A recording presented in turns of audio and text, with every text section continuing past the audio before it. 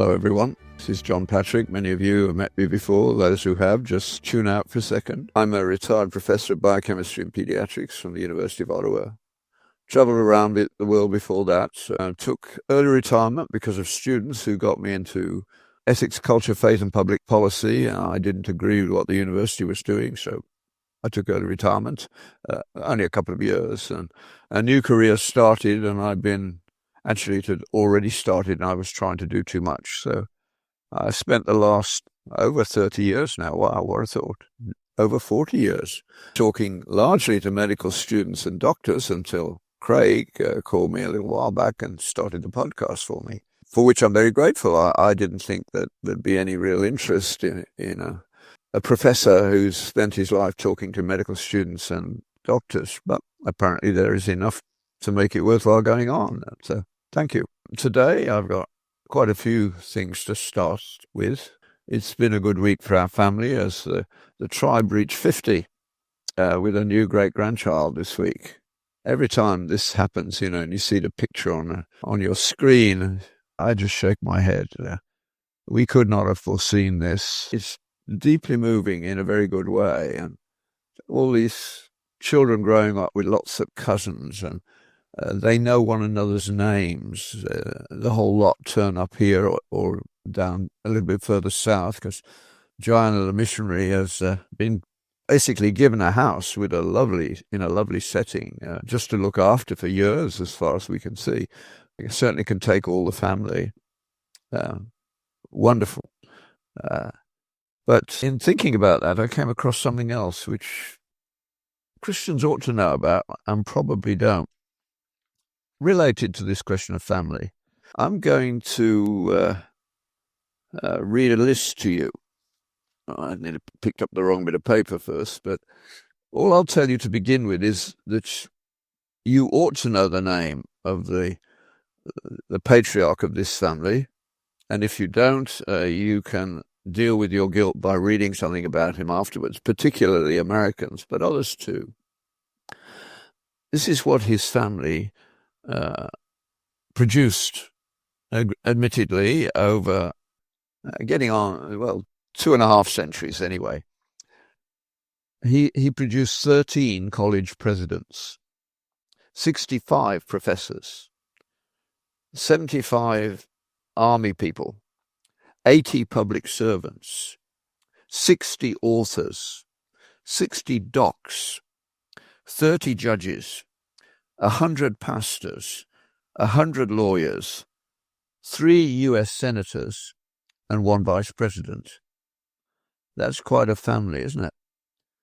His name, of course, some of you already know, is Jonathan Edwards, which sadly even many of your so-called intellectual elite, who are by no means intellectually elite in many cases, they wouldn't know his name. And even when you tell him, it doesn't mean anything to them. How times have changed since the US started with its magnificent privilege of being the only nation I know of that started without any disagreement about the nature of what good and evil would look like in practical terms. They could say we are a nation of laws, which is correct. You can't make a nation on more abstract things effectively without the laws. And you're fighting battles over that in the States, as we are everywhere else in the Western world. And if, like me, you're a Christian, one of the questions you should ask people when this topic comes up is, every time they say something, ask yourself before you ask them, why should I do what they want me to do? I have a reason, but do they?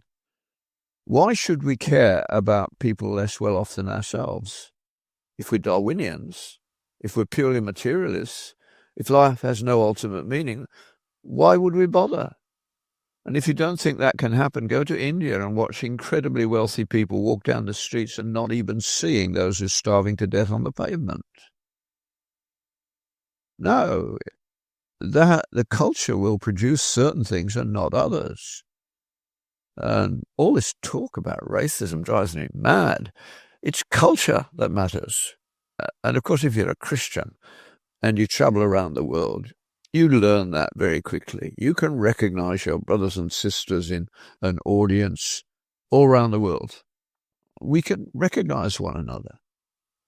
It so happens 3 of the brightest students I ever had, the privilege of being useful to, were black. It's got nothing to do with race. It's got everything to do with culture.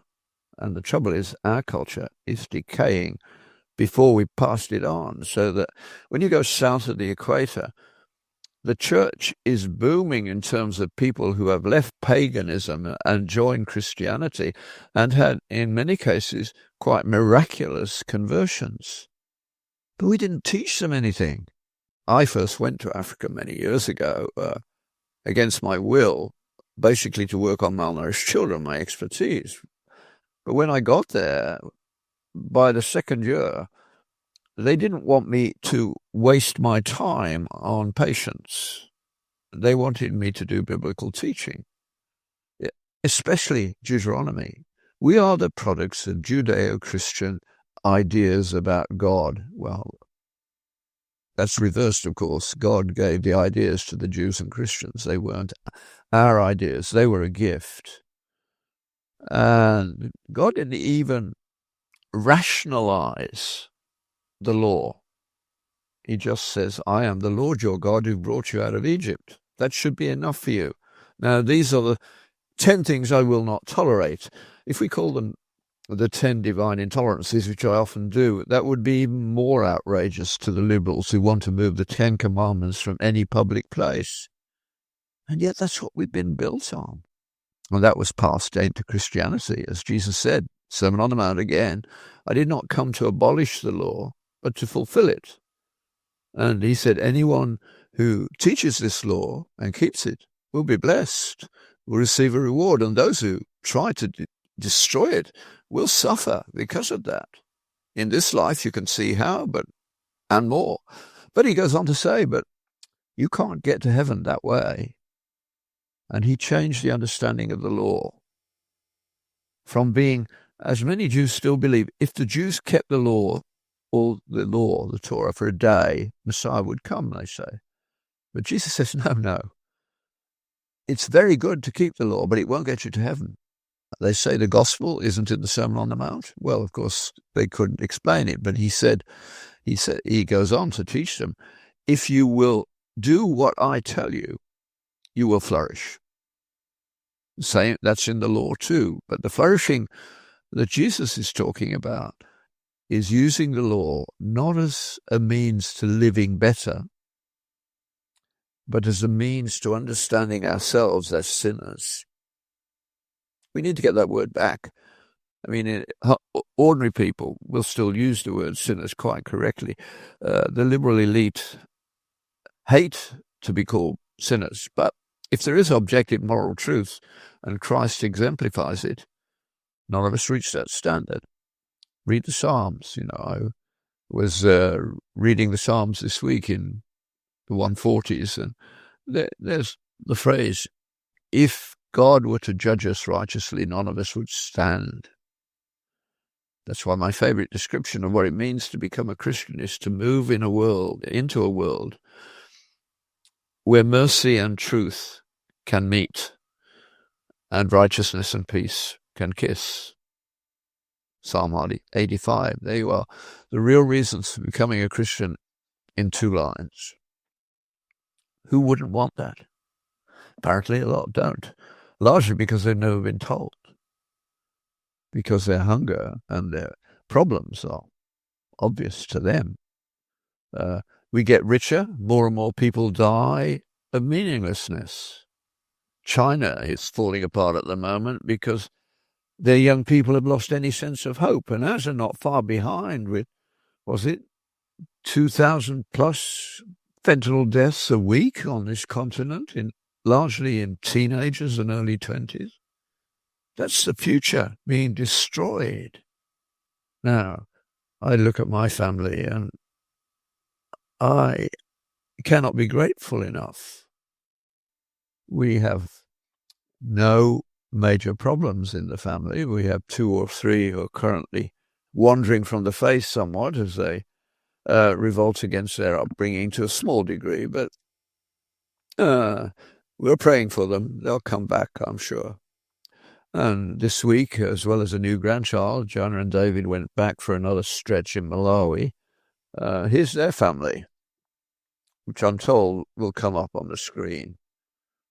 Quite a family, all picked up off the streets of Malawi over the last 25 years or so. One of the early pickups is now in university. Wonderful. I don't know even how to talk about it. It's the need that you see. One of the people I'm following at the moment on Substack is a woman called Freya India. And then she turns up, Reno, who edits First Things, got her to write an article for First Things. And she began by saying, how I came to be in this journal, I don't know. But I do. What she's writing about on her Substack and in the article in First Things is her problem. She lives on her feelings. Now, you shouldn't do that. It's not a good move. It's been tried many times. It doesn't work. Feelings are God's province. Our province is obedience. And when we are obedient, he looks after the feelings. And he can provide feelings on a scale that we can never produce by our own machinations of dressing up or pretending or claiming more than we've done. It's, you can go on down the line. And the humble people like Jonathan Edwards, look what he produced. But he was very well aware that God produces feelings like no one else can. And in his biographies, in writing about him, he describes moments when he was basically carried into a trance, as was Thomas Aquinas at the end of his life. As all Christians should know, I think at some point, that moment when you're just so aware of God's presence that the place becomes holy. And it's utterly unrelated to the immediate surroundings. It can be in spite of them, so to speak. For me, as I've said on this podcast before, the best example of it was the summer of 95, which I spent teaching in the refugee camps after the Rwanda war. Up to that point, I had been largely an academic. It was only as we went to Africa that I began to realize that the beliefs that I had should not stop at that level. So I spent that summer teaching in the camps, and I was in tears and they were in tears, and I was the happiest man in the world. I felt his pleasure. He gave me a gift which I denied for years, because if you have a gift, you have a responsibility if you're a Christian. You weren't given it for your own benefit. You were given it to use. So I denied that I was articulate in a gifted way for which I could take no credit. But I'd never given it back to the giver until that summer. I went to see my wife, who was out there running 4 refugee camps for a couple of years. And in my prayers, I said, Lord, I don't do well when I've got nothing to do. If you've anything for me to do, I'll do it gladly. And my goodness, did he answer that prayer? I can't talk about it to this day without tearing up a little bit. That's a high point. And most Christians have those, and they could have more if they only learn to be the next step, be obedient. That's what meekness means. Let the rider ride you into battle, and you will have a wonderful time. The rider, of course, being Christ. So, our family's growing. We have no divorce. There's another marriage this summer. Just deeply moving, that's all one can say. So, and we're not passing it on, of course. So, I hope that Freya India, for instance, because of writing in First Things and others, I think she'll get some helpful input, and I hope it moves her on, because she's clearly longing to have a faithful companion. That's what people want. I mean, men are, especially in their teens and early 20s are trigger-happy bundles of testosterone a lot of the time. Women are much deeper than that. I think most of them look around and they're not. Yeah, they pretend that they have the same sort of sexual drives, but it's quite different. I think if they really sat down and sort of interviewed themselves, they'd find that in most cases they're looking around and saying, are any of these guys going to make half-decent husbands and half-decent fathers? That's what they really want. And in the world where we live as long as we do now, they have it really good because they can shoot through a university if they're bright and get their bits of paper, then raise a family. And by the time they've done that, the guys are burning out and they're just ready to go. They've learned how to raise a family and run that. They make perfect family practitioners and the like, and other things too. And let's face it, we can't afford to start paying old age pensions at 65. It has to go up to more. You simply can't afford it. I mean, when pensions were introduced in Germany in the 19th century and later in Britain, the only reason they worked was the guys didn't get a pension till they were 65. But a working class guy like the ones I grew up with, they come home exhausted every day for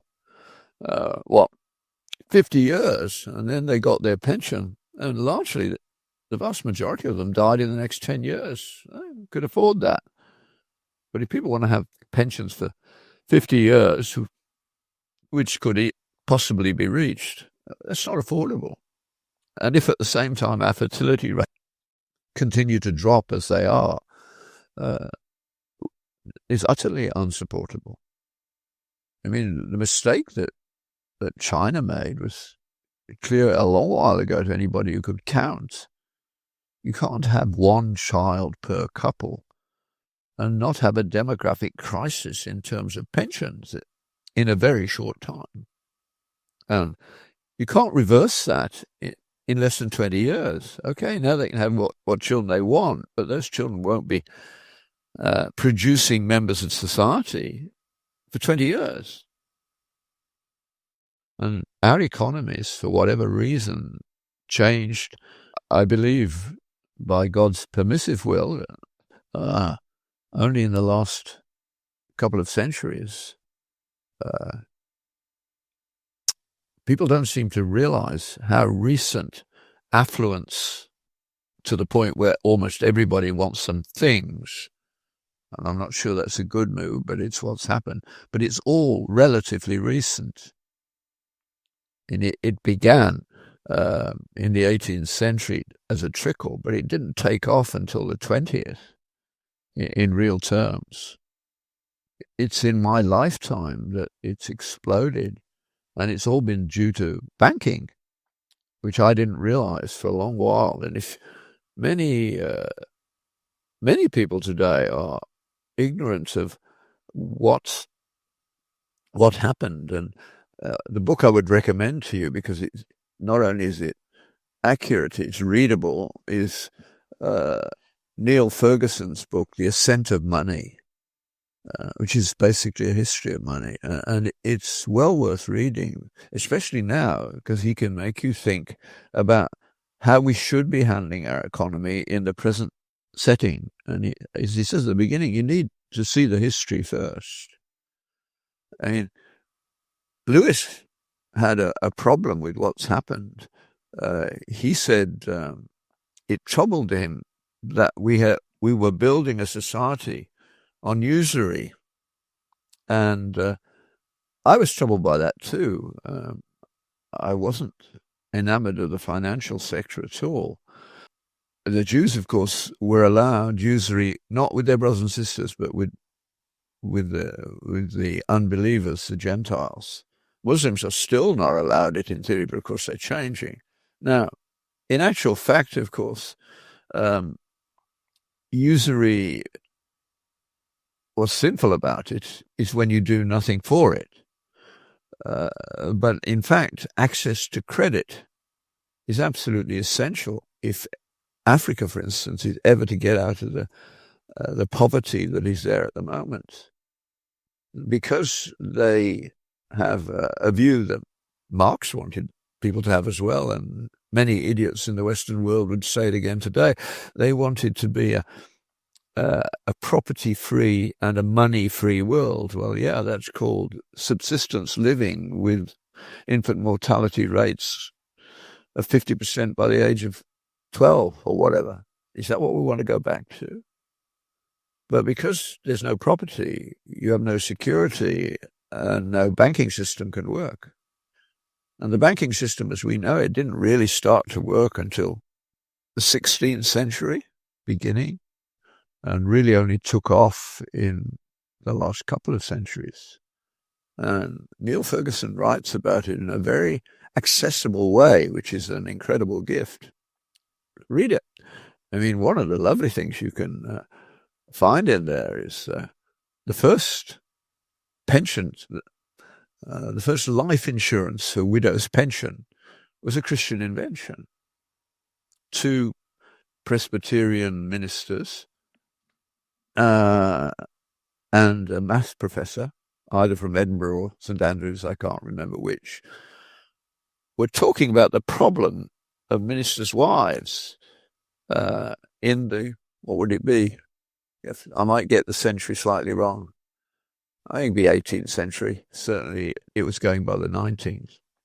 And they worked very hard, the men, riding around from place to place as well as looking after a local church.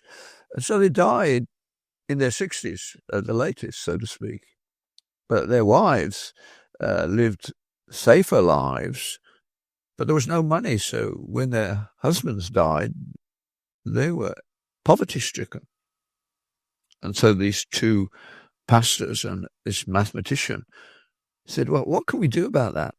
How much money would we need to put aside to see that there was sufficient for them? And they worked their way through the numbers, and in the process produced the first spreadsheet, which Neil Ferguson reproduces in the book, done by hand. And they got it right to within pennies. And that is the Scottish Widows Fund, which still exists to this day.